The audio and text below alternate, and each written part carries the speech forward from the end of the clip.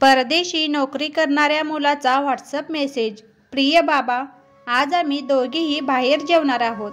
त्यासाठी ह्या हॉटेलात मी आम्हा दोघांसाठी टेबल बुक करून ठेवला आहे.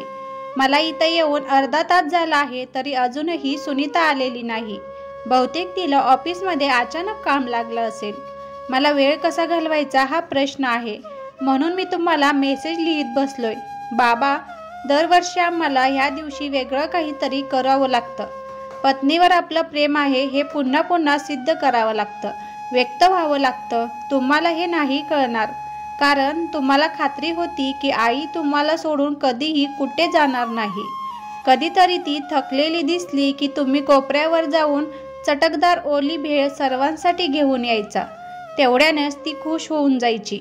तुम्ही कधी तिला आय लव्ह यू म्हटलं होतं का? की तुमच्या भावना न बोलताच तिच्यापर्यंत पोहोचत होत्या?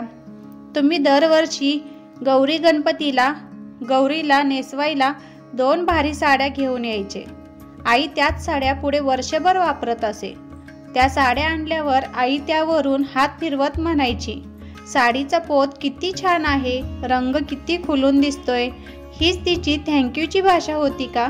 की यातून ती तुम्हाला आय लव्ह यू सूचित करीत होती, जे तुमच्यापर्यंत सहज पोचत होते.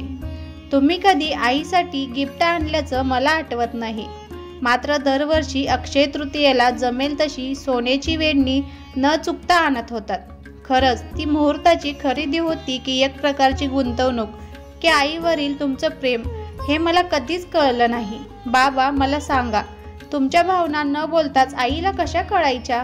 आज सुनीता मला एक छानसा शर्ट भेट देणार आहे. तुम्हाला कधी आईनं भेट दिल्याचं मला आठवत नाही. मात्र गरम गरम पुरणपोळ्या खाऊन झाल्यावर तुम्हाला आलेला तृप्तीचा ढेकर हीच तिच्याकडून छान भेट मिळाल्याची पोचपावती असायची का? काहीच न बोलता, स्पेशल काहीच न करता तुम्ही एकमेकांना कसे समजून घेत होतात? की काही अपेक्षाच नव्हत्या कधी तुम्हाला एकमेकांकडून? की फक्त बघूनच सारं कळत होतं, बरोबर राहूनच न बोलता सर्व उमजत होतं? बाबा, मला इथं येऊन 1 तास होऊन गेला, अजूनही सुनीता आली नाही. तिची वाट पाहून मी देखील कंटाळून गेलो आहे.